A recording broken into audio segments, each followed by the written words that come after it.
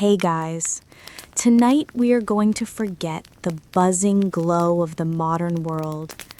We're dimming the screens, silencing the notifications, and we are traveling back 4 centuries to the quiet, dark heart of Silesia, long before light pollution turned the sky into a disappointing gray smudge.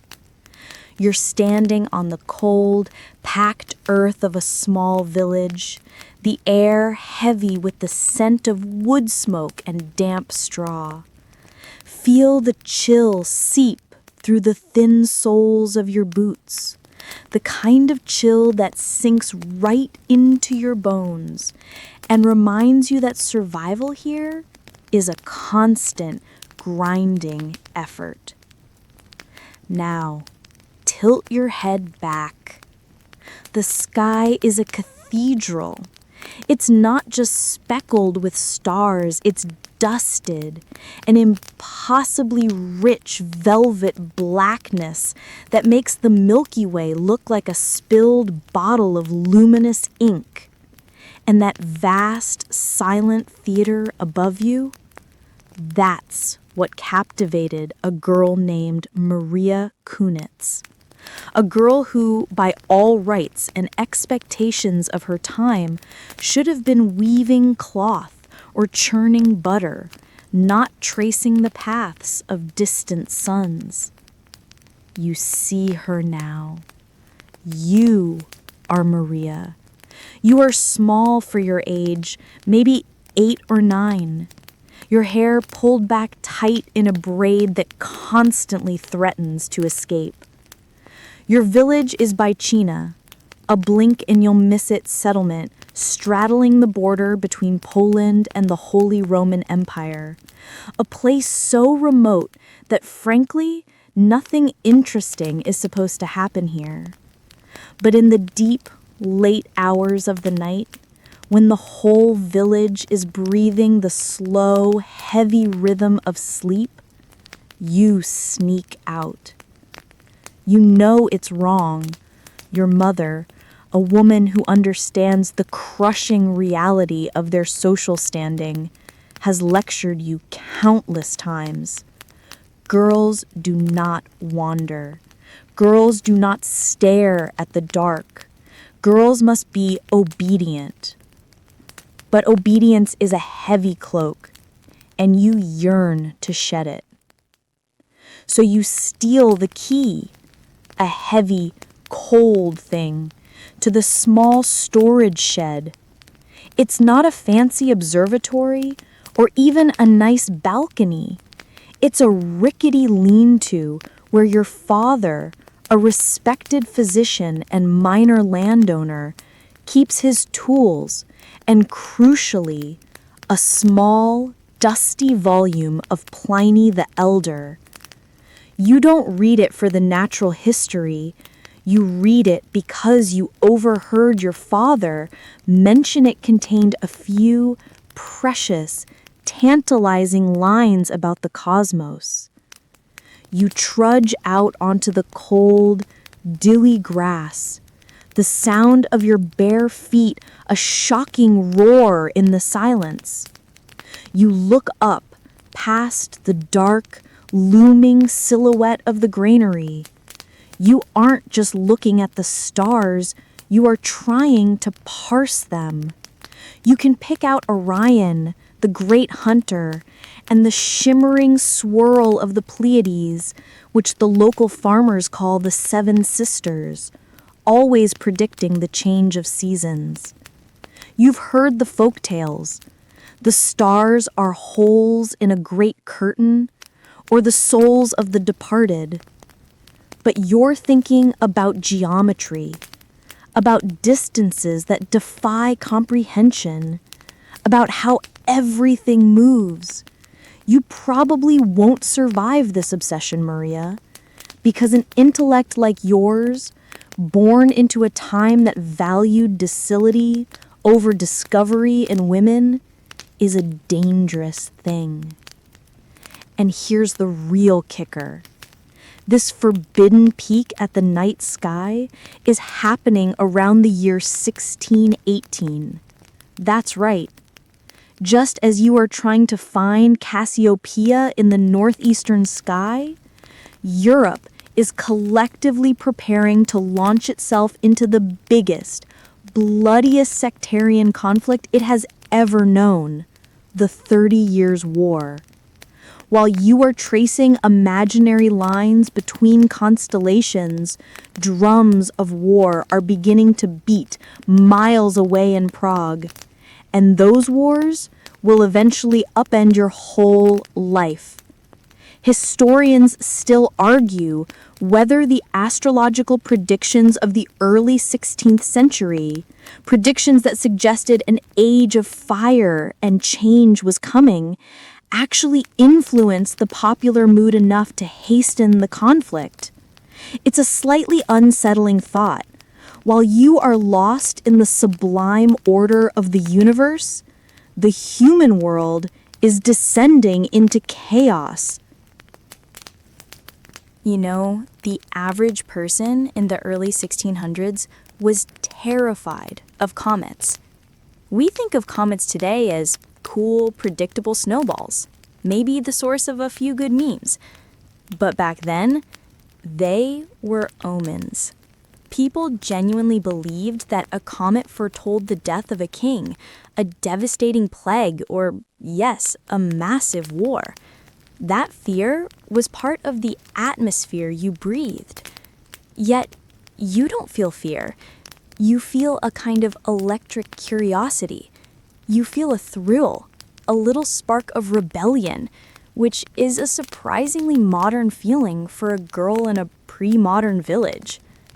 So, before you get comfortable, take a moment to like the video and subscribe, but only if you genuinely enjoy what I do here. Also, let me know in the comments, what's your location and what time is it where you are right now? It's fun to know how many of us are looking up at the same dark sky, separated by time and space. Now, dim the lights, maybe turn on a fan for that soft background hum, and let's ease into tonight's journey together. You don't just stop at looking. You start trying to quantify the experience, which is the hallmark of a true scientist. The first most mainstream historical fact you absorb is simply this. People have been trying to make sense of this moving pattern for millennia.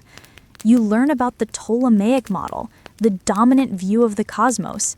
It was established by the Greco-Egyptian scholar Claudius Ptolemy back in the 2nd century AD, and it placed Earth at the center of everything, with the sun, moon, and planets orbiting us in complex circles within circles called epicycles. It was a complicated, beautiful, but ultimately wrong system. You hear the local priests talk about it as a beautiful theological truth, God's perfect fixed order with man at its heart. But you've also heard whispers of a new, unsettling idea, something called Copernicanism. Nicholas Copernicus, a Polish astronomer, had suggested less than a century before that the sun was the center of the solar system, not the Earth. You don't have access to his original, complex text, De Revolutionibus Orbium Celestium, but the concept, the sheer audacity of it, is intoxicating. The universe isn't centered on you, it's centered on that great blazing furnace. It feels terrifying and liberating all at once. This is where your father, Heinrich Künitz, comes into the picture. He's a remarkable man for his time. A physician, yes, but also a skilled linguist and something of an amateur scholar. He moves in intellectual circles, small ones, but circles nonetheless. He's the one who has the Pliny and a few other Latin language texts. He's the one who taught you to read, and not just in your native German dialect, but in Latin and Polish too. Most fathers wouldn't have bothered teaching a daughter beyond basic household accounts. But Heinrich sees the spark in your eyes, though he tries his best to extinguish the fire. He warns you, a clever woman is often a lonely woman, Maria. But your curiosity is relentless. You start doing little experiments in secret. You notice that the shadow of a stick is longest at sunrise and sunset and shortest at noon. You realize that a shadow can act like a clock. You take 2 sticks, spaced apart in the field, and you notice their noontime shadows are slightly different lengths. You don't know the word for longitude or the geometry involved, but you're stumbling on the same kind of observational science that Hellenistic scientists used to measure the circumference of the Earth millennia earlier. It's almost a perfect fringe tidbit of self-directed science. A young girl in a dusty yard rediscovering Eratosthenes with a couple of twigs. Don't worry, you eventually get past the twigs. You start to suspect that the universe isn't just beautiful, it is solvable. And you, Maria, are determined to be the one who solves it. The vastness of the sky pulls you like an invisible rope. The yearning to know, that gnawing, intellectual hunger you feel, isn't something that can be satisfied by a stolen glance at a dusty volume of Pliny. You quickly devour those few paragraphs, the way a starving person tears into a piece of bread, and suddenly you need more. This is where your childhood home, despite its relative isolation, becomes a kind of intellectual hothouse. Your father, Heinrich, is still conflicted. He doesn't want to encourage a brilliant but socially inconvenient trajectory for you, but he also can't deny his own intellectual curiosity, or the fact that you, his daughter Maria, are simply better at absorbing and manipulating abstract concepts than most of the university-educated men he knows. It's a delightful domestic drama that plays out in hushed tones after the servants have retired. You see your life in these early years as a relentless pursuit of linguistic keys. The great works of science, theology, and philosophy aren't written in German. They are written in Latin, the universal language of European scholarship, and Greek. Your father, bless his hesitant soul, becomes your first and most important tutor. You spend hours sitting at a scrubbed wooden table, painstakingly translating texts. This isn't just about reading. It's about building the architecture of your mind. You tackle the complexities of Latin grammar, all those inflections and declensions, with the same systematic intensity you'd later apply to calculating planetary orbits. It's tedious, yes, but you see every language mastered as a locked door opened onto a vast, glittering library. By the time you are a young teenager, your skill set is starting to become truly extraordinary. You speak and read not just German, Latin, and Polish, but also French, Italian, Greek, and even a bit of Hebrew. 6 or 7 languages. It's an incredible fringe tidbit of your early life, suggesting a relentless memory and a mind built for patterns. Think about that for a second. While other girls your age are learning embroidery stitches, you're wrestling with the original Greek of Euclid's Elements, absorbing the very foundation of geometry. Though, let's be honest, those theorems are probably just as confusing as a complicated new knitting pattern. Your father's library, which is the envy of the small town, a grand total of maybe 30 books, but 30 important books, becomes your sanctuary. You don't have the luxury of a modern search engine. You have to know where the information is. So you memorize the contents, the indexing, and even the smell of the vellum. One particularly difficult book you discover is a work by Johannes Kepler, the great astronomer who had revolutionized celestial mechanics. Kepler was revolutionary because he ditched the ancient concept of perfect circles and replaced them with ellipses. This leads us to a crucial, mainstream historical fact: Kepler's laws of planetary motion. In the early 1600s, Kepler published 3 laws that described how planets move. The first law states that planets orbit the sun in an elliptical path, with the sun at one focus. The second law is about the speed.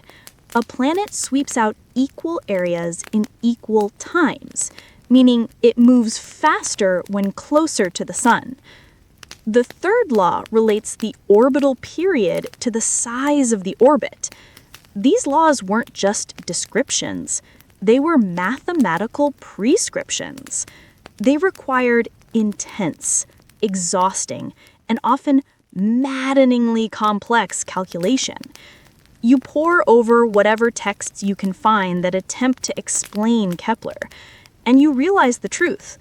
Astronomy, the study of the stars, isn't about looking anymore. It's about numbers. It's about trigonometry and logarithms. It's about being able to perform those long, hand-cramping calculations necessary to predict where a planet will be next Tuesday. And here is where the reality check hits. You have mastered the languages, but the math needed for real astronomical work is still just out of reach. You try to teach yourself. You spend late nights struggling with tables of sines and tangents, those essential tools for measuring the invisible triangles of the heavens. It's frustrating. You feel like you're trying to build a complex clock without understanding how the gears interlock. Every time you get stuck, you have to wait days or weeks for your father to consult a traveling acquaintance who might know the answer. It's a painfully slow analog process in a time that desperately needs a digital mind. This brings us to a minor but open scholarly debate. Historians still argue whether the limited access to standardized education for women in the 17th century was a simple matter of social constraint, or whether it was actively, almost maliciously suppressed by the academic guilds to protect their intellectual monopoly. In your case, Maria, it's clear. There are no schools for girls who want to study advanced algebra. There are no university lecture halls open to you. Your genius is an orphaned child, desperately seeking a home. But your father, seeing your dedication and perhaps fearing that your brilliance might curdle into frustration, makes a crucial decision. He realizes he has taken your education as far as he can.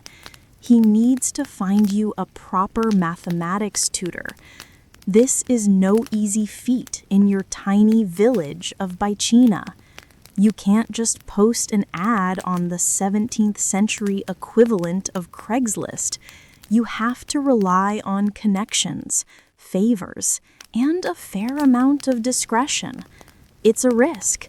A mathematics tutor for a young woman of marriageable age could lead to scandal, or at least a lot of unwelcome gossip.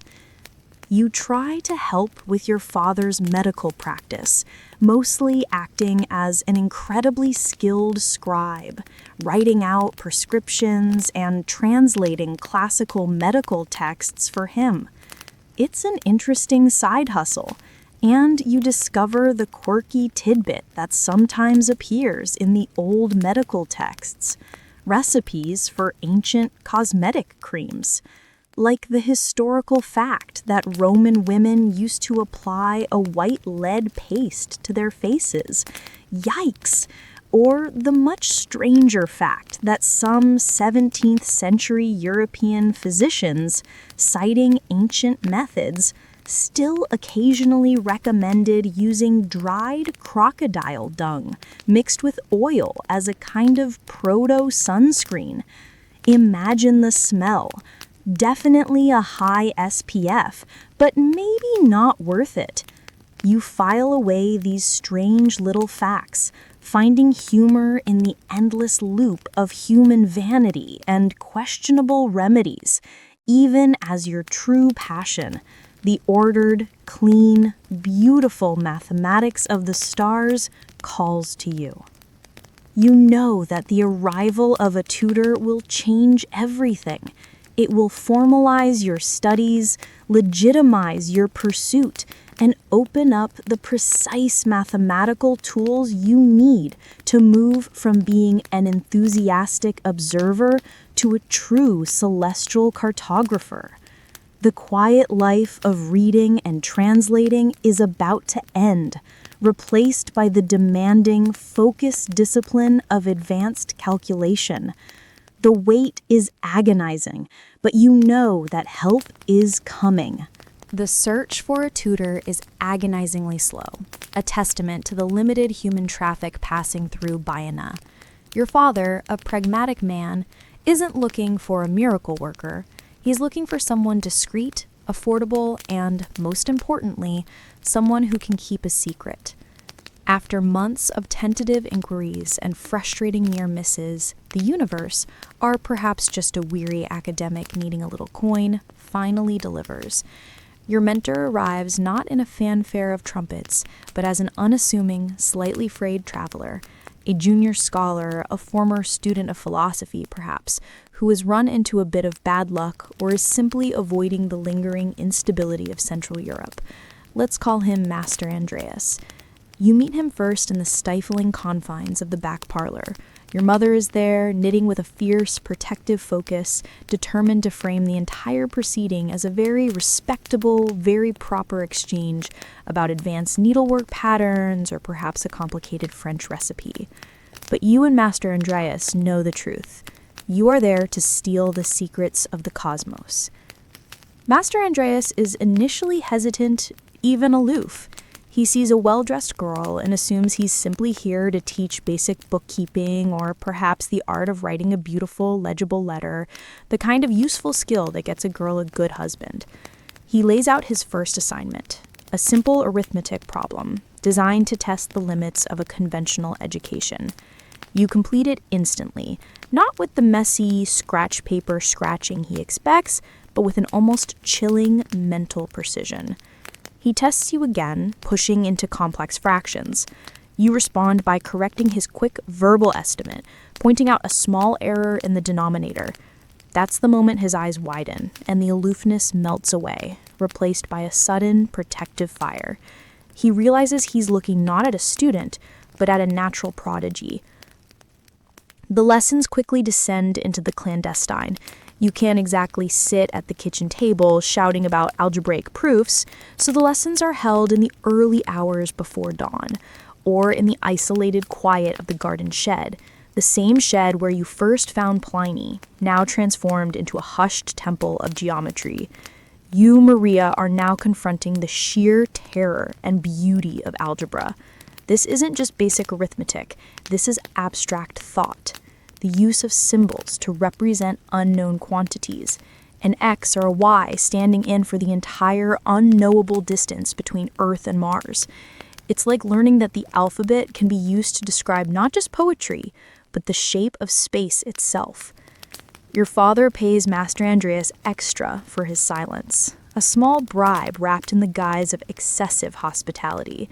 This arrangement is a high-wire act. If the local gossips, or worse, the local clergy, ever caught wind of what you were really studying, not piety, not household management, but the radical secular mathematics of the new astronomy, it could jeopardize your family's standing. The knowledge you pursue is forbidden for a woman of your station. and you relish the thrill of it. The cornerstone of your lessons, the true technical key that unlocks the door to Kepler's work, is a major mainstream historical fact: the invention of logarithms. Just a few years earlier, in 1614, the Scottish mathematician John Napier published a system that converted the tedious, error-prone labor of multiplication and division into simple, manageable addition and subtraction. Think of it. Calculating the orbital position of Mars involves multiplying huge, multi-digit numbers over and over again. Logarithms are the shortcut. They are the 17th century equivalent of an early spreadsheet program, a total game changer. Without logarithms, the work of an astronomer was a Sisyphean punishment. With them, it was merely very hard. You spend weeks memorizing and manipulating the enormous published tables of these numbers. It's boring, yes, but you find a certain satisfaction in the perfect, scalable order of the exponential curve. Seriously, who needs a puzzle box when you have a table of common logarithms? That's what I call a fun Friday night. Master Andreas, in his effort to explain this new mathematical tool, employs a clever, quirky teaching tidbit: a set of Napier's bones. These are simple wooden or ivory rods engraved with numbers in a specific pattern used to mechanically perform multiplication and division without requiring the whole logarithm table. He keeps them rolled up, hidden in a velvet case, teaching you how to manipulate them in the dark shed. They're like a magical, almost mystical device, a calculator hidden in plain sight. Historians still argue whether Master Andreas's motivations were purely academic, seeing a once-in-a-lifetime genius he couldn't ignore, or if he was simply desperate for the money, willing to risk his reputation for a few extra florins. Your studies intensify. You move from abstract algebra into the complexities of trigonometry, learning how to calculate the unseen angles of the celestial sphere. You learn how to use the sine, the cosine, and the tangent to project three-dimensional reality onto a two-dimensional page. The most fascinating application to you was learning how to calculate the parallax of an object, the apparent shift in its position when viewed from two different locations. The smallness of this shift for stars was actually one of the main arguments against the Copernican sun-centered model, because if the Earth moved, the stars should appear to shift more dramatically. The fact that the shift was so tiny meant the stars had to be an almost incomprehensible distance away. This is a key mainstream historical fact: the widespread adoption of Tycho Brahe's incredibly precise, pre-telescope observational data. Brahe, a brilliant Danish nobleman, had spent decades meticulously observing the heavens without the aid of a telescope, which was still a brand new, often unreliable toy. His assistant, Johannes Kepler, inherited this data, which was accurate to within minutes of arc. You, Maria, are now learning the math necessary to translate Brahe's pure, hard numbers into celestial mechanics, the math that Kepler used to prove the orbits were ellipses. You find a kind of austere beauty in Brahe's perfectionism. Imagine dedicating your life to measuring the sky with only the naked eye, a few protractors, and an absolute refusal to round off a number. I mean, my brain hurts just thinking about having to manually calculate my quarterly taxes, let alone the orbit of Jupiter for 50 years without a calculator. The months under Master Andreas are a blur of intense, focused learning. He finds you not only capable of understanding the concepts, but capable of extending them. Where most students need to be led, you demand to know why the rules work. You look at a set of established tables and instantly spot tiny systemic errors, usually due to a copier's mistake or a miscalculation from a previously published text. It's a gift that transcends talent. It's a kind of mathematical X-ray vision. This period also grounds you in the uncomfortable realities of the scientific world. You realize that even for the most brilliant male scholars, life is precarious. Andreas hints at colleagues who were persecuted for their views. The intellectual world, you realize, is a dangerous place. You are stepping into a centuries-long war between faith and reason, between the comforting geocentric model and the challenging sun-centered truth. Your studies are not just academic, they are inherently political, and even, in the eyes of some, heretical. You start to move beyond the curriculum Master Andreas provides. He introduces you to the concept of analytic geometry, a new method being developed by the French philosopher René Descartes, the man famous for saying, "I think, therefore I am." Analytic geometry fuses algebra and geometry, allowing you to describe a geometric shape, like a circle or an ellipse, using an algebraic equation. It is the language of curves, and it is precisely the tool needed to model Kepler's elliptical orbits. You devour the concepts, realizing that every planet's path can be written as an elegant, clean formula. The universe, in your hands, is beginning to feel like a beautiful, solvable equation. As his time in Vicina comes to an end, he has to move on, perhaps to a slightly more stable, less secretive teaching post. Master Andreas gives you a final, profound piece of advice. Do not just read the tables, Maria. Recalculate them. Find the errors, and you will find your voice. He knows the published astronomical tables, though the best tools available, are often riddled with minor errors propagated from one generation of printers to the next. He suggests that correcting these monumental works would be a worthy pursuit for someone with your preternatural accuracy. You stand in the dusty shed, the wooden Napier's bones safely tucked away, watching him ride off, disappearing back into the turbulent roads of Central Europe. The debt you owe him is incalculable. He didn't just teach you math, he legitimized your intellect. You are no longer just a clever village girl, you are a mathematician, armed with the precise, sharp tools necessary to challenge the great authorities. You've mastered the languages, you've mastered the calculations, and now all you need is a sign from the cosmos itself to tell you where to focus your prodigious energy. That sign, you will soon discover, is right around the corner.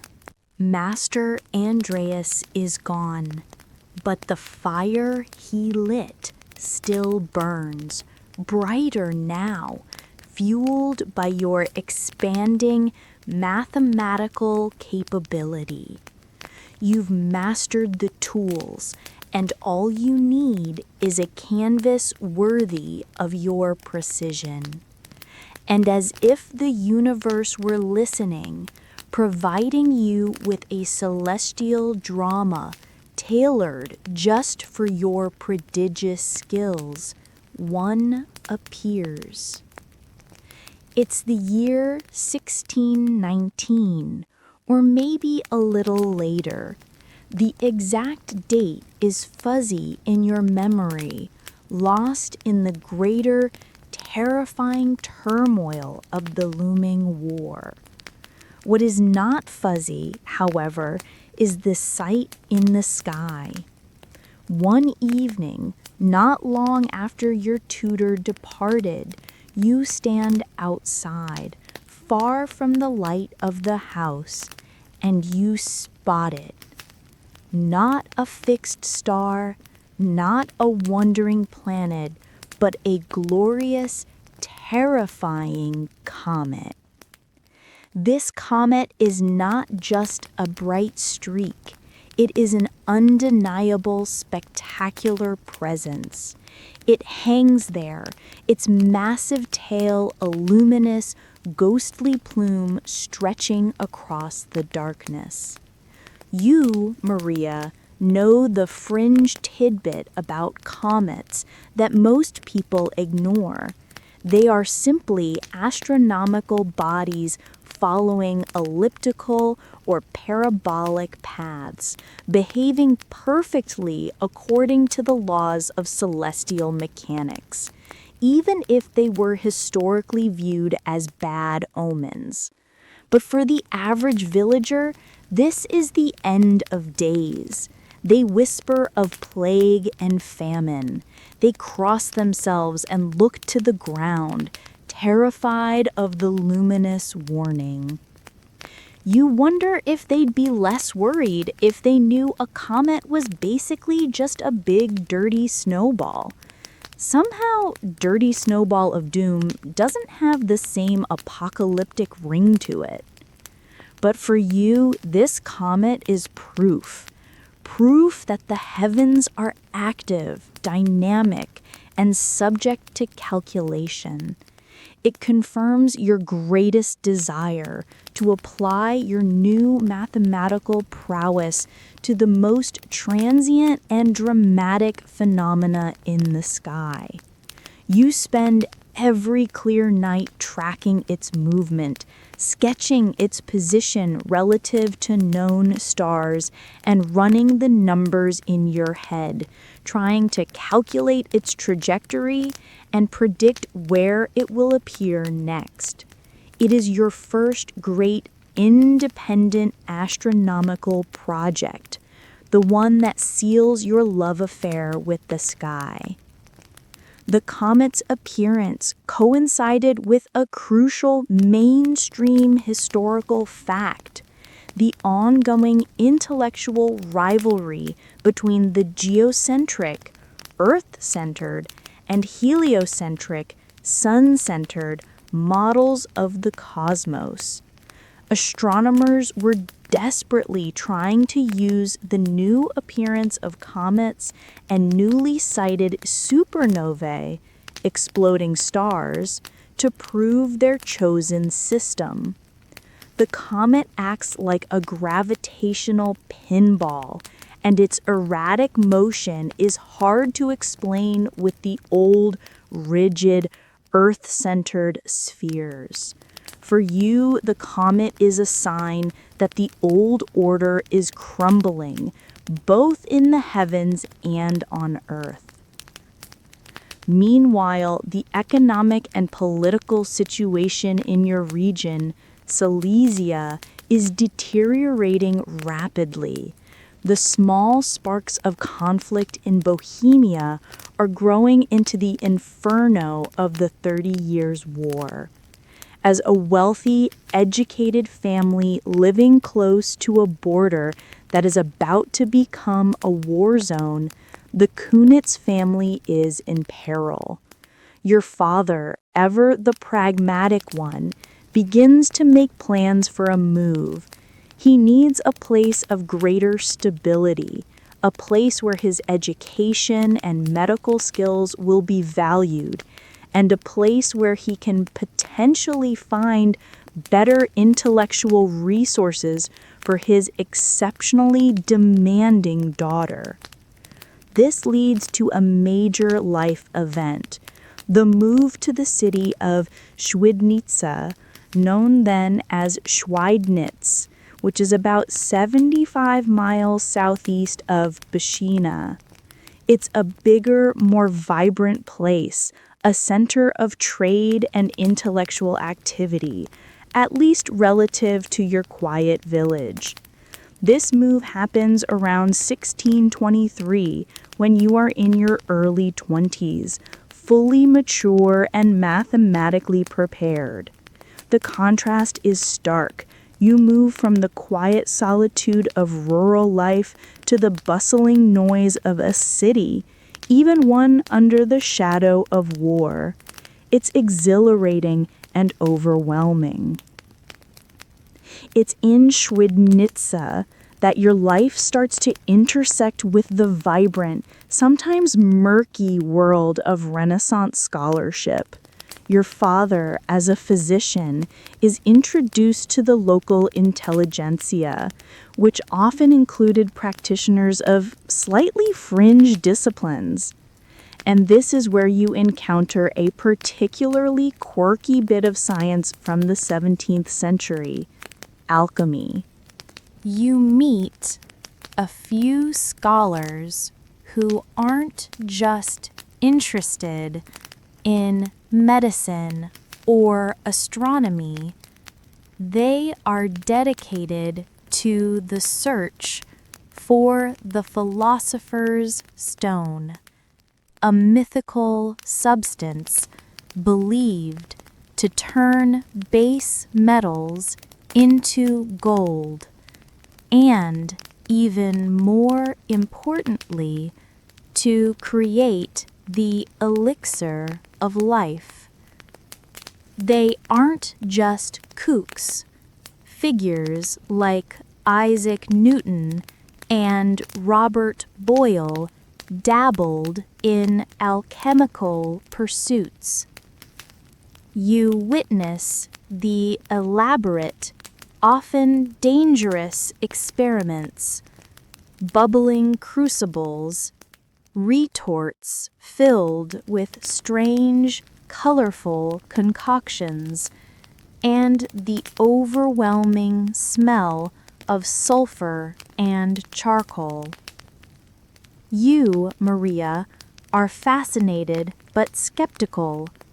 You see alchemy as a proto-science.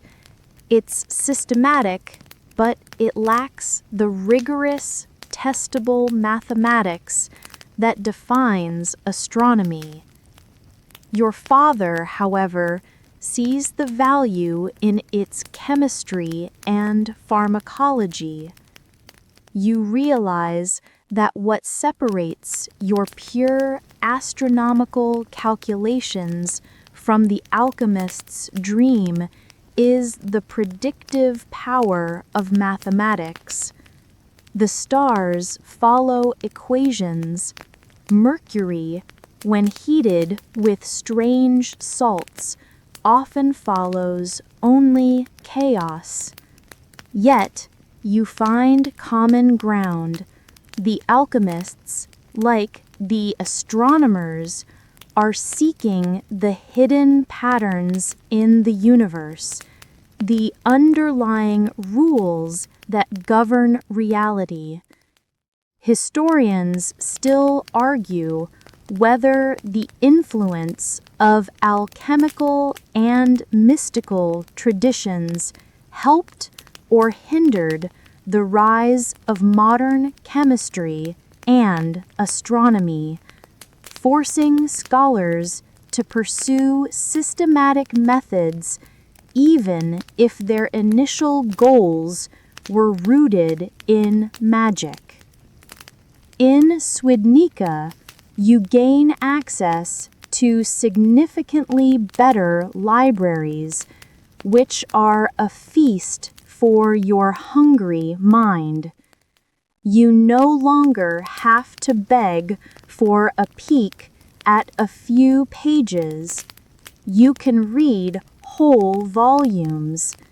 You immerse yourself in the work of Johannes Kepler, whose Rudolphine tables, published just a few years earlier in 1627, represent the pinnacle of astronomical prediction.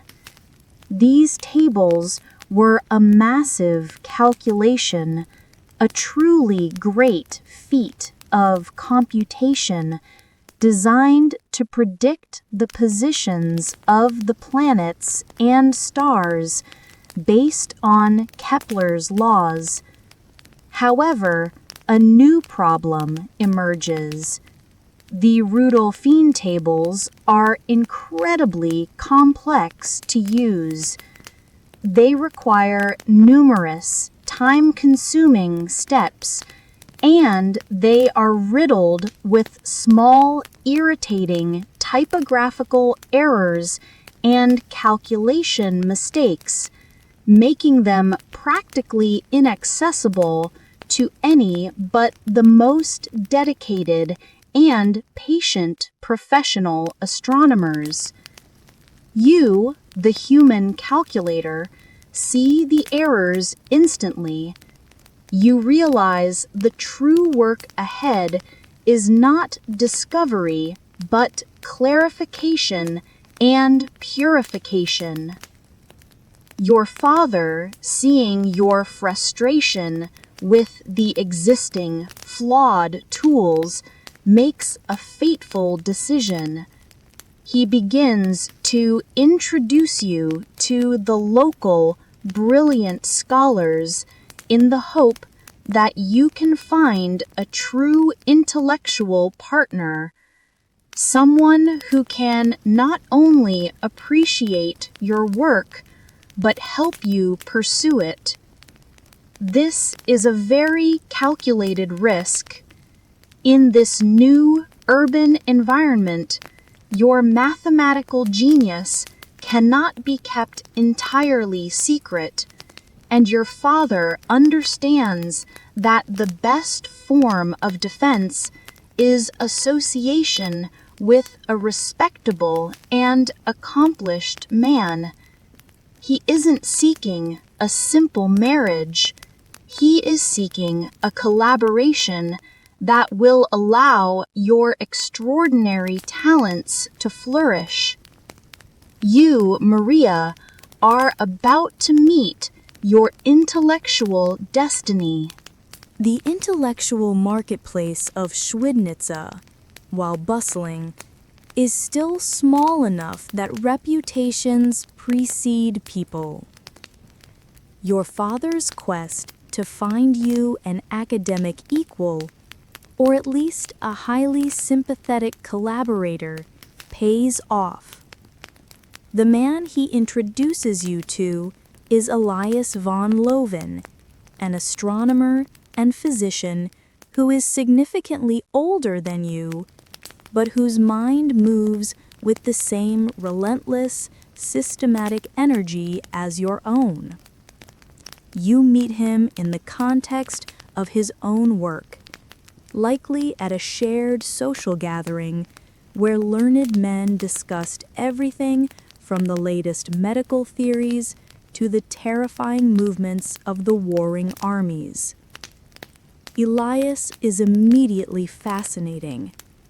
He's not just a man of letters. He's an active, working scientist, someone who doesn't just read Kepler, but understands the brutal computational labor required to prove his theories.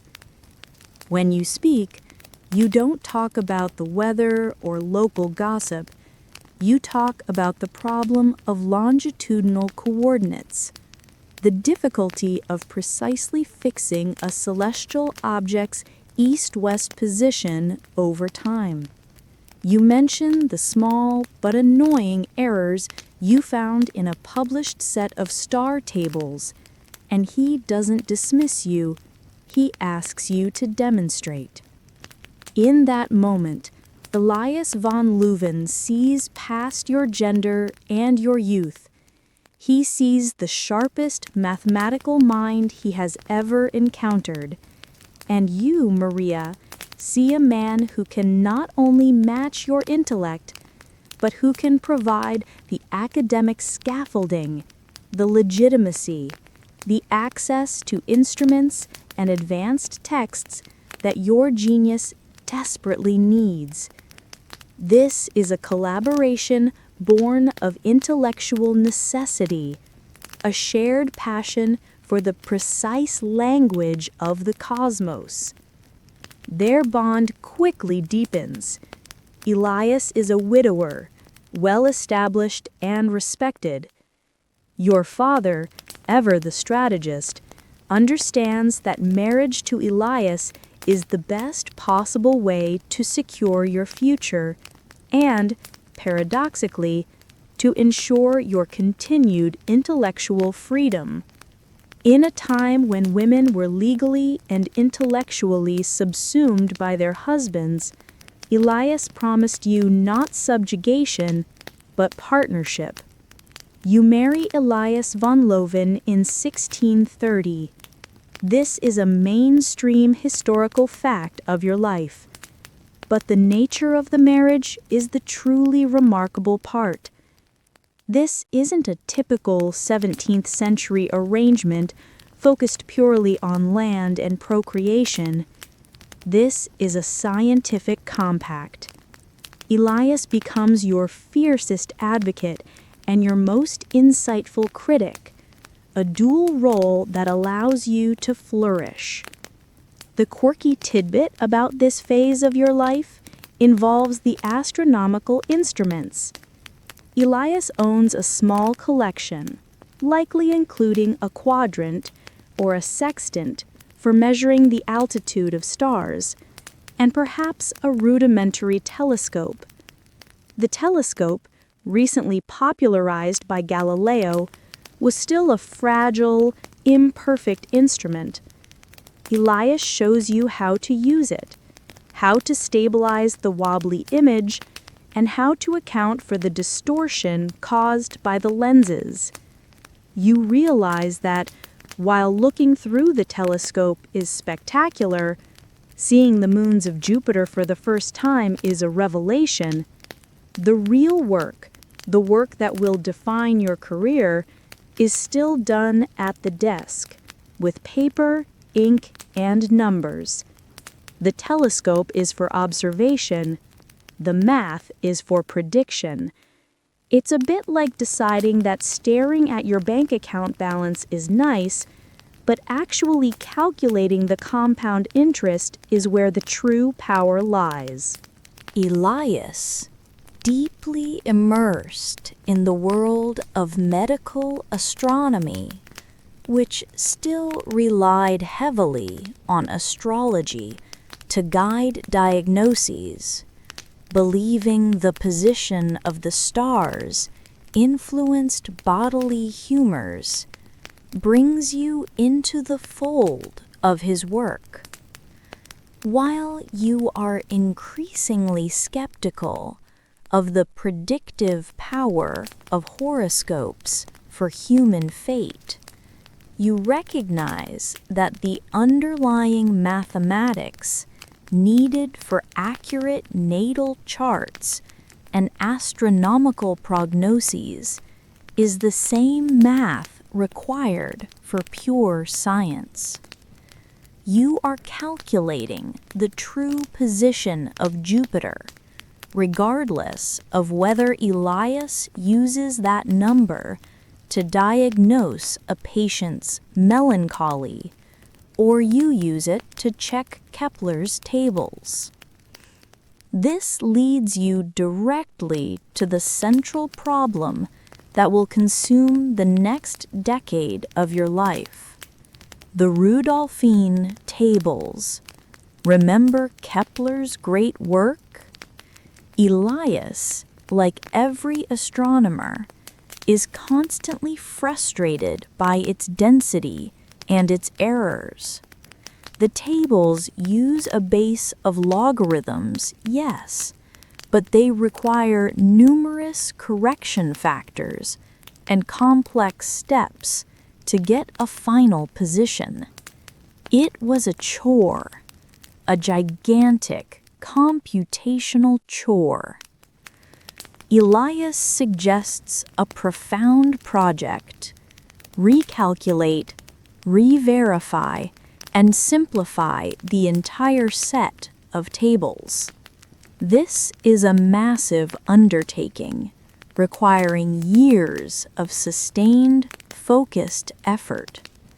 It means going line by line through Kepler's work, rerunning hundreds of thousands of individual multiplications and divisions, and checking every published number against the fundamental principles of his elliptical laws.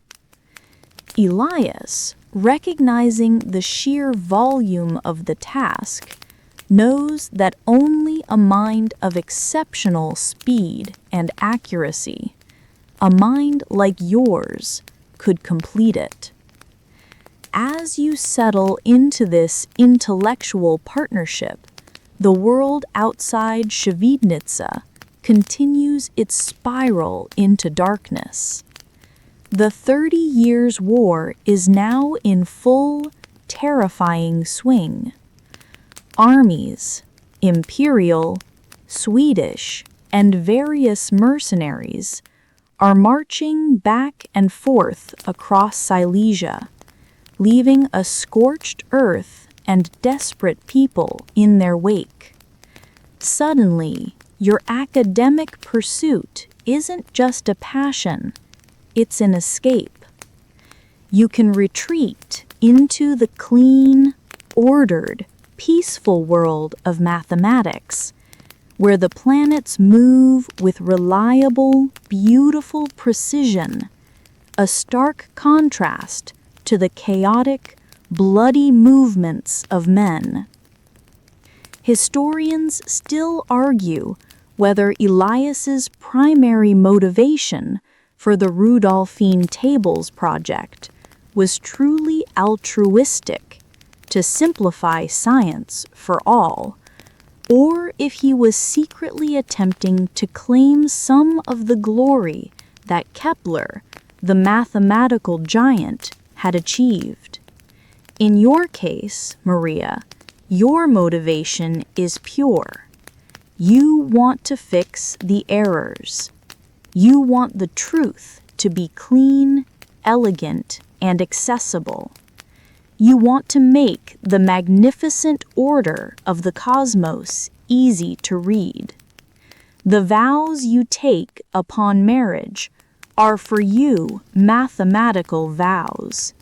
You vow to accuracy, you vow to precision, and you vow to Elias, who has given you the space and the license to pursue your truth. The stage is set for the creation of your masterpiece, but the war, like an erratic, malevolent planet, is about to throw your entire life and your calculations off course. Your life with Elias in Świdnica quickly settles into a demanding, collaborative rhythm. The city provides better resources, more books, reliable paper, and perhaps even a dedicated room for your astronomical work, but the shadow of the 30 Years' War is long and growing darker. You're intensely focused on the Rudolphine Tables, immersed in the serene logic of ellipses and logarithms, when the war finally, violently intrudes upon your sanctuary. Around 1634, the conflict surges into Silesia. Armies aren't just passing through anymore. They are occupying, looting, and devastating the landscape. Świdnica, as a regional center, becomes a target, and the risks become intolerable. You can hear the distant rumble of artillery, the panicked cries in the streets, and you know that your work, your precious, painstakingly accurate calculations, are in immediate danger. A manuscript that represents years of intellectual labor is just so much fuel for a soldier's fire. This forced abandonment of your home becomes a defining, traumatic event. You and Elias realize you must flee, and quickly. You can't take everything, the heavy sextants, the massive books, but you prioritize your intellectual treasures. The manuscript comes first. You carefully pack the growing sheaf of papers containing your revised calculations, along with essential astronomical tables and Elias's most important medical texts. You leave behind comfort, possessions, and certainty. You are now refugees, fleeing the chaotic terror of human conflict for the ordered peace of the cosmos. You escape eastward, seeking refuge in the comparative safety of Poland, near your childhood home. Your flight eventually brings you to the small town of Olisno, known then as Rosenberg. It's a remote, quiet place, and Elias, using his connections as a respected physician, manages to secure sanctuary in a highly unexpected place, a Cistercian convent. This is the quirky tidbit of your life that deserves an emoji. Meditating woman. A Protestant couple dedicated to the most modern heliostatic science, finding refuge within the quiet walls of a Catholic monastic order. The convent offers peace, privacy, and most importantly, a library. The Cistercian order was known for its intellectual pursuits, and while the books might lean heavily towards theology, they also contain essential historical and scientific texts, and perhaps best of all, the monks offer you a stable, secure environment, shielded from the constant movement of armies and mercenaries. It is a genuine sanctuary, a quiet harbor in a sea of war. You set up your workspace in a cold, quiet room near the convent library, or perhaps even within it. The silence is profound, broken only by the ringing of the monastic bells and the scratch of your quill. Here, surrounded by centuries of devotional texts, you continue your secular, scientific pilgrimage. This is where the sheer, unremitting labor begins. Your focus remains the Rudolphine tables, and your goal is to create a new, simplified, and error-free version of them. This is the great mainstream historical fact of this era. Johannes Kepler's original Rudolphine tables were calculated using spherical trigonometry, which is mathematically correct, but incredibly laborious, involving many geometric corrections and different cases, like dealing with the orbit when the planet is close to its perihelion or aphelion. You, Maria, decide to simplify the entire process by employing a simpler trigonometric approach, one that minimized the complex case-by-case calculations. Your system made the process more linear and easier to manage, essentially making Kepler's brilliant physics accessible to a much wider audience, a critical step in democratizing the new astronomy. You realize that a major part of the complexity in Kepler's original work came from his use of a variety of different trigonometric systems and his complicated notation. Your genius lies in unification. You aim to calculate everything using a single uniform method, standardizing the process. This isn't groundbreaking theoretical physics, it's groundbreaking mathematical engineering. Think of Kepler as the brilliant architect who sketched the design of a skyscraper, and you, Maria, as the engineering genius who designed the simpler, more efficient tools needed to actually build it, minimizing construction time and errors. Historians still argue whether your decision to simplify the mathematical system was driven purely by the goal of reducing computational effort, or if it was also a subtle, perhaps unintentional, nod towards the growing need for standardization in scientific practice. Regardless, your contribution moved the needle toward cleaner, more repeatable science. You are not only recalculating the orbits of all the major planets, Mercury, Venus, Mars, Jupiter, and Saturn, you are also meticulously recalculating the position of the fixed stars and developing comprehensive tables for predicting eclipses and conjunctions. Elias supports you by handling the observational duties when possible, checking your figures against the sky, and, crucially, managing the logistics and ensuring your intellectual protection. He is the outward-facing shield, and you are the engine of pure computation. This intense period of work, fueled by the terrifying knowledge that the war is still raging outside the convent walls, results in a remarkable feat of focused concentration. You are dealing with numbers so vast and so precise that an error in the 6th or 7th decimal place could throw off a planetary position by hundreds of thousands of miles. To maintain this level of accuracy, day after day, in exile, speaks volumes about your mental fortitude. You rely on your mastery of logarithms. Remember those Napier's bones principles? To manage the massive numbers involved. You check and recheck every line. The only interruption to this serene computational work is the occasional report from the outside world. You hear tales of famous libraries being burned, of scholars losing their life's work in the indiscriminate destruction of war. This reinforces your resolve. The manuscript must survive. The ordered truth of the cosmos, preserved on paper, is a defiance against the arbitrary violence of man. You are not just crunching numbers. You are creating an enduring legacy, one page at a time, within the thick stone walls of your monastic haven. The Cistercian convent in Olesno became your silent, mathematical forge. For years, you were nothing but a mind focused on the glorious, relentless labor of the heavens. This intense period of work, carried out in exile, culminates in your masterpiece, the book that will eventually earn you a place among history's greatest calculators, Urania Propitia. The name itself is beautiful, translating to Urania the Propitious or Urania the Favorable. Urania is the Greek muse of astronomy, and by calling your book Propitia, you are signaling to the world that you have made the celestial science approachable, favorable, and easy to use.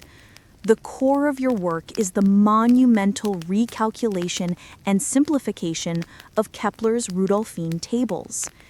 Let's dive into the mathematics of this mainstream historical fact. Kepler's original tables, published posthumously, relied on two different sets of logarithms, Briggsian and Naperian, multiple complex coordinate systems, and an overwhelming number of auxiliary tables. To use them, an astronomer often had to perform dozens of lookups and calculations just to find the position of Mars on a given day. You, Maria, cut through this complexity with brutal efficiency. Your simplification hinges on two main points: uniform logarithms. You use only one set of logarithms throughout the entire work, standardizing the computational base, and a simpler method. You devised a method for calculating the eccentric anomaly, a crucial step in finding a planet's position in an elliptical orbit, that was significantly less labor-intensive than Kepler's. Essentially, you condensed many steps into fewer, cleaner tables, thereby dramatically reducing the probability of human error for the user. It's important to remember that every calculation was done by hand, with ink and paper, and a slip of the pen could send a whole chart into astronomical nonsense. Your goal was to reduce the ink and paper miles required for a calculation. This is where the real drama of the work lies, the sheer volume of computation. You were dealing with trigonometric and logarithmic functions for the positions of the Sun, Moon, and 5 known planets over many decades. It's estimated that the Urania Propitia involved hundreds of thousands of individual numerical entries, each of which had to be calculated, verified, and cross-referenced. You were the 17th century equivalent of a supercomputer, but one running on bread, water, and pure, unadulterated dedication. I, for one, would have needed about 12 gallons of coffee and a large team of copy editors to achieve this level of accuracy. The quirky tidbit that emerges from this intense phase is the controversy over the preface. As the manuscript neared completion, Elias, incredibly proud of your work, wrote a preface for the book. He heaped praise upon your genius, but in keeping with the social conventions of the time, he also somewhat overstated his own role in the calculations themselves, framing himself as the director of your work. This wasn't necessarily malicious, but it was certainly inaccurate. However, your father, Heinrich, a man who had backed your genius since childhood, later insisted on adding his own preface. Heinrich's addendum was quite blunt and powerful. He explicitly stated that Maria alone had performed the calculations, noting her prodigious speed and accuracy, and forcefully correcting the implication that Elias was anything more than a helpful editor and facilitator. This small domestic tussle over credit speaks volumes about the battle between intellectual reality and social expectation. You, Maria, being the dedicated, modest scholar, simply wanted the science to be correct, regardless of whose name was most prominent. Your calculations were the argument. The tables were the evidence. Historians still argue whether Elias truly intended to diminish your achievement, or whether he was simply using the socially acceptable language of the time to ensure the book would be taken seriously by a skeptical, all-male scholarly community. In a world where women weren't supposed to be mathematicians, perhaps Elias felt he had to provide a respectable veneer. The war finally begins to recede, and you and Elias can leave the safety of the convent, the manuscript complete. You return to the area of Shevardnitsa, perhaps to a new home, carrying the manuscript as the single most valuable possession you own. The manuscript itself, written in your clear, steady hand, is a physical embodiment of a decade spent in exile and calculation. You've used mathematics to impose order on chaos, and now you face the final challenge, transforming this manuscript into a published book. But before you can even contemplate the printing press, you must first secure funding. Astronomical texts were notoriously expensive to produce, requiring specialized typefaces for the numbers and symbols and massive amounts of high-quality paper. Unlike Kepler, who had the patronage of the Imperial Habsburg court, hence the Rudolphine tables, named after Emperor Rudolph II, you had only Elias's modest fortune and the resources of your family. The decision is made. Elias will bear the primary cost, a testament to his unwavering faith in your work.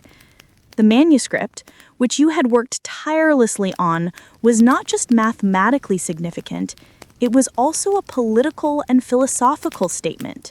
You were affirming the heliocentric Keplerian view of the universe, the idea that the sun was central and the orbits were ellipses. This was a mainstream astronomical fact among the cutting edge, but it was still a contentious topic within the wider cultural and religious establishment. Your book was a direct, irrefutable defense of this new cosmology, expressed not in polemics, but in the unforgiving language of numbers. You were ready to introduce the world to the propitious Urania. With the manuscript of Urania Propitia complete, you face the logistical and mechanical challenges of bringing your decade of labor to the public eye. In the 17th century, this was no simple task. Publishing a scholarly work, especially one filled with precise mathematical tables, was a monumental undertaking, fraught with potential for error and catastrophe. You and Elias had to navigate the world of printers, paper merchants, and typecasters, all while the residual chaos of the 30 Years' War still made commerce and travel precarious. The first crucial, mainstream historical fact of this process is that the book had to be printed not in Latin, the traditional language of scholarship, but bilingually in Latin and German. This was a deliberate choice, driven partly by the realization that German was the lingua franca of Silesian intellectual society, making the tables accessible to a wider pool of practicing astronomers, navigators, and even educated merchants. More importantly, it was a subtle act of defiance, placing your work directly into the hands of the German-speaking world, rather than waiting for the approval of the broader, often more conservative, Latin-centric European academia.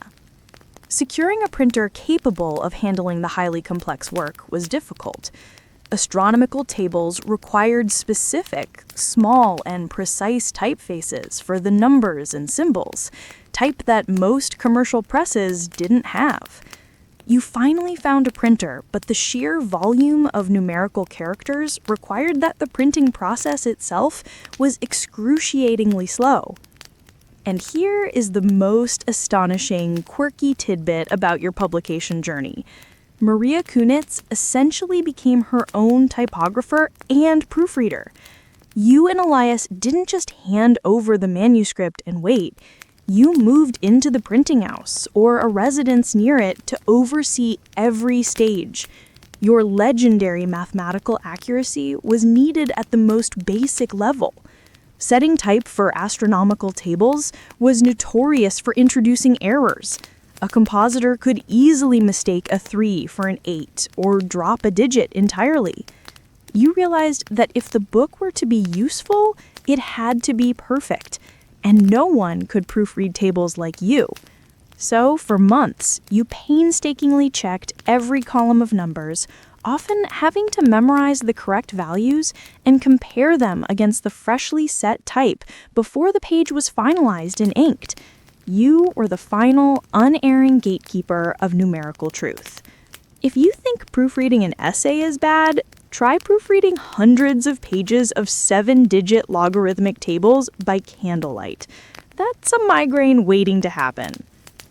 This level of involvement wasn't typical. Most authors simply waited for the finished product, but you recognized that the mechanical reproduction of knowledge was just as critical as its original calculation.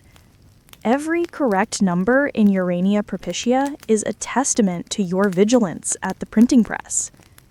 This period was marked by constant anxiety, an atmosphere made even more palpable by the ever-present threat of fire, a common disaster in wooden 17th century cities with open hearths and oil lamps. And tragically, disaster almost struck. You had meticulously organized your original manuscript, the years of work on paper, along with Elias's own important observational records and the newly printed sheets that had yet to be bound. Then the almost catastrophic event, a house fire. It may have started small, a stray ember, a fallen candle, but fire spread rapidly and mercifully. The sheer terror of losing the manuscript, the intellectual anchor of your life, the thing you had carried through the war, drives you into a frenzy. You and Elias, with frantic speed and heroic effort, managed to save the core of your scientific library and, crucially, the master copies of Urania Propitia. The near loss crystallizes the value of the work. It is not merely a book, but a survival story. Had you not been so dedicated to having the manuscript near you for continuous proofing, it would have been lost entirely. Historians still argue whether the close brush with the fire motivated Maria Cunitz to take even greater ownership of the final printed product, driving her to ensure its perfection not only for the sake of science, but as a defiant act of preservation against the destructive forces of the world. As the physical book begins to take shape, you also finalize the crucial introductory material. You include an explanation of your methods, a testament to the simplified approach you devised. And here, once again, the issue of authorship rears its head. Remember Elias's preface? It was written with good intentions, but with the dose of patriarchal expectation. When the book is finally ready for binding, it is your father's fiercely protective addendum, the one clarifying that you alone did the monumental calculation that is included alongside Elias's. This ensures that even in the conservative world of 1650s publishing, the truth of your sole intellectual labor is recorded permanently on the first pages of your masterpiece. The final printed book is a marvel of technical achievement.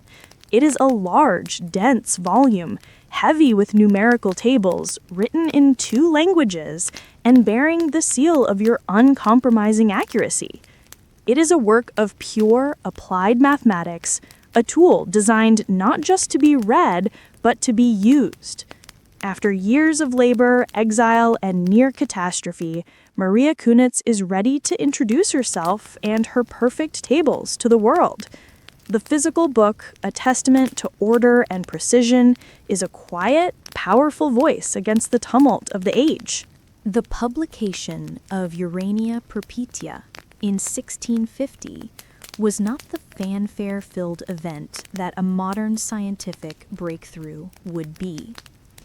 Remember, the world was still reeling from the decades of war, and academic communication was slow, relying on itinerant scholars, letters, and the hazardous transport of heavy books. Nevertheless, the book's arrival marked your official triumphant entry into the European intellectual landscape, confirming your name as one of the few women of the era to publish a significant scientific work under her own name. The initial reception of the book was one of profound respect, particularly among practicing astronomers and navigators. The reason for this mainstream historical fact is purely utilitarian. Your tables were simply better, easier to use, and more reliable than the alternatives. Astronomers were relieved to ditch the complex, error-prone spherical trigonometry of the original Keplerian tables for your simplified, direct method. Your genius lay not in inventing a new theory, but in perfecting the tool needed to apply the existing correct theory. You made Kepler accessible. This utility led to a fascinating, quirky tidbit: the book's value to navigation. Accurately predicting the positions of the stars and planets was crucial for determining longitude at sea. While the ultimate solution, the marine chronometer, was still a century away, any tool that provided cleaner, faster calculations of celestial movements was gold to navigators. Your book, therefore, transcended the purely academic world of Silesian scholars and became a potential resource for the booming maritime trade, a testament to the power of applied mathematics. Though, let's be honest, those poor sailors probably still messed up the calculations, because doing math on a rocking ship in a storm sounds like a recipe for disaster. The full title, which explicitly lists you as the sole author of the calculations, was Urania Propitia sive tabulae astronomicae Maria Cunitz illustro Silesia, or Urania the Propitious, or the Astronomical Tables by Maria Cunitz, illustrious Silesian. The inclusion of your full name and the clear acknowledgement of your computational labor, thanks to your father's insistence, was a monumental step for female authorship. However, your triumphant name, Maria Cunitz, did not entirely escape the prevailing biases of the age. While the calculations were universally praised, the book's very existence prompted a subtle but powerful pushback based on gender.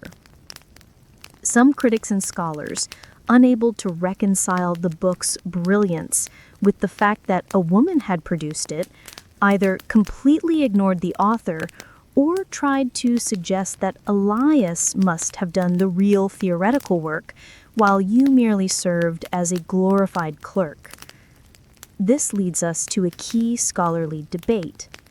Historians still argue whether the initial slow acceptance of Kunitz's work outside of a small circle of users was primarily due to the complexity of circulating information during the war's aftermath, or if it was an active form of gender-based intellectual suppression by the European scientific establishment, unwilling to give credit where it was due. It's likely a mix of both. Despite this resistance, the quality of the work spoke for itself. You received acknowledgement from leading figures like Johannes Kepler, a prominent astronomer in Danzig, who praised the book's clarity and accuracy. This recognition from established male peers was critical for the book's enduring legacy. Your reputation grew not through academic posturing, but through simple, demonstrable fact. Other astronomers started using your tables and confirming their accuracy.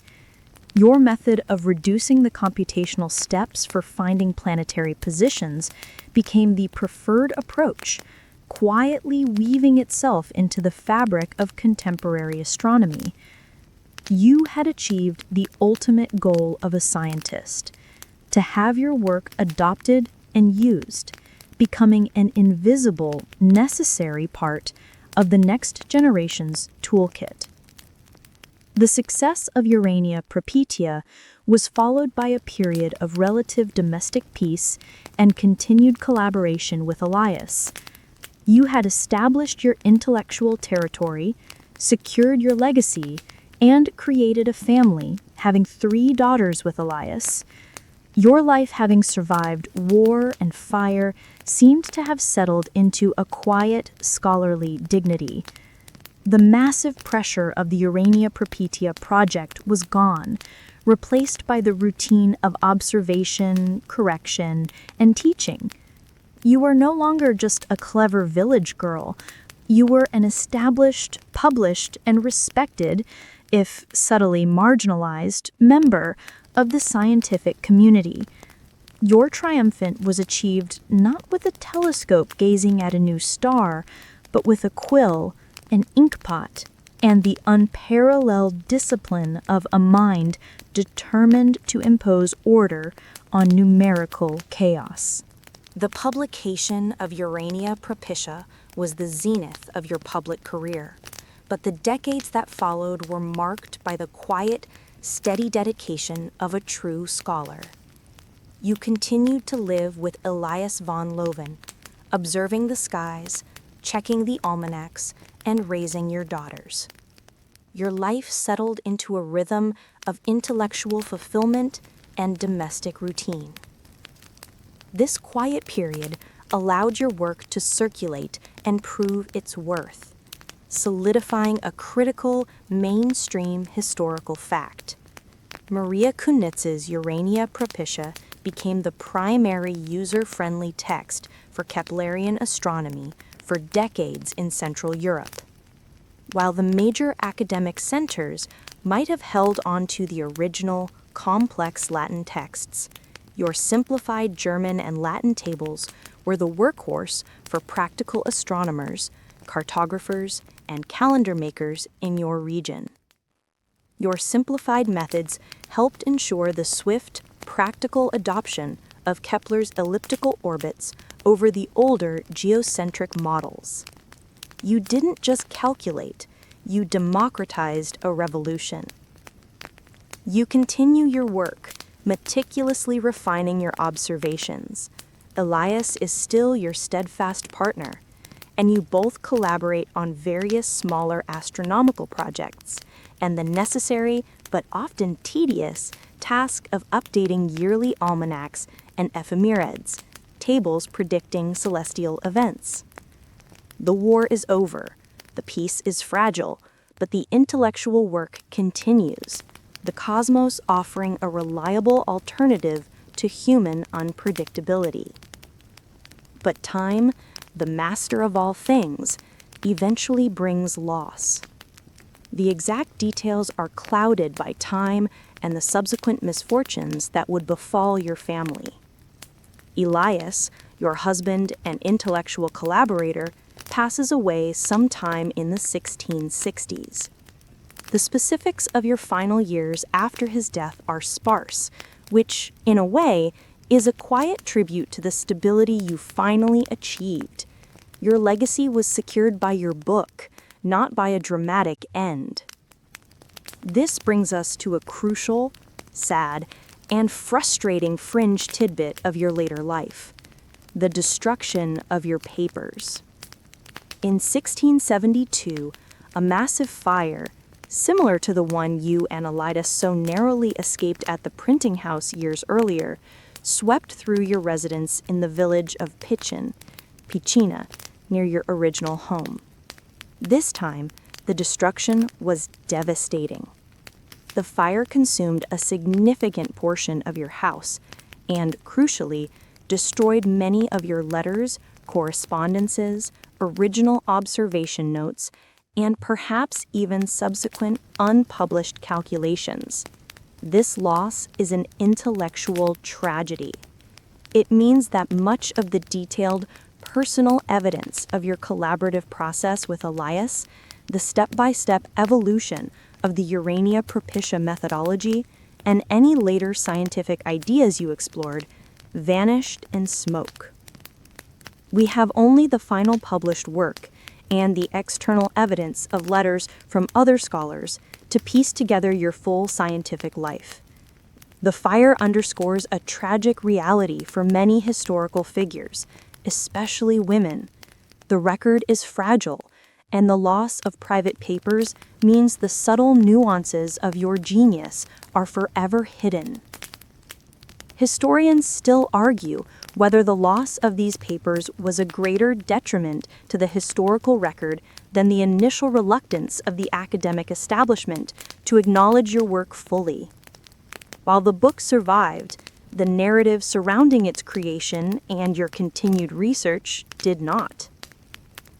You, Maria Cunitz, finally pass away in 1664, likely in Pitchen, the village of your origins and your return. Your death, like your later life, is quiet and dignified, a final surrender to the quiet order of the universe you spent your life mapping.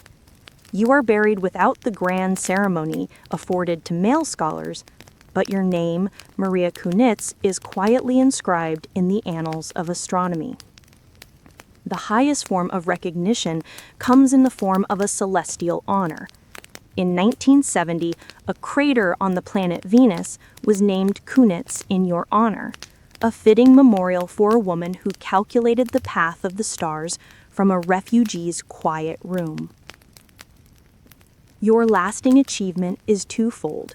You produced an impeccable, useful astronomical work, and you demonstrated incontrovertibly that a woman could achieve the highest levels of computational science in the most intellectually constrained of ages. You didn't argue for equality.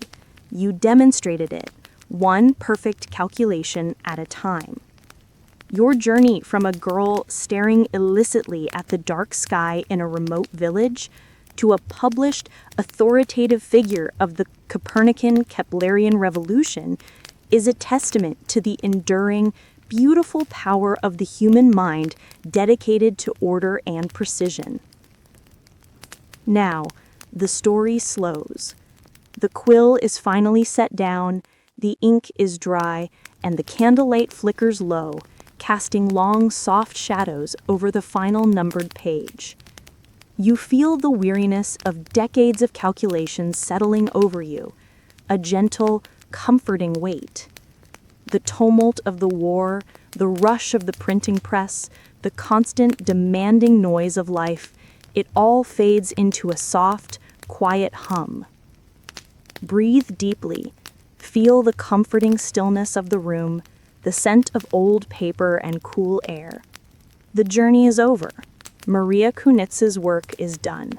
Her truth recorded, her name safe among the stars she loved so fiercely. We leave her now, not as a name in a book, but as a mind, quieted, watching the very ellipses she predicted move silently across the velvet dark. The numbers are clean, the equations balanced, and the cosmos at last is at peace. Close your eyes now.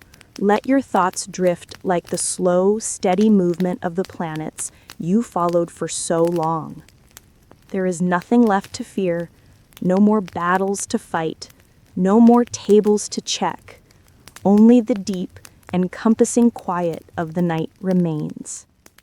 Rest now, under the watchful, eternal gaze of Urania, the favorable muse.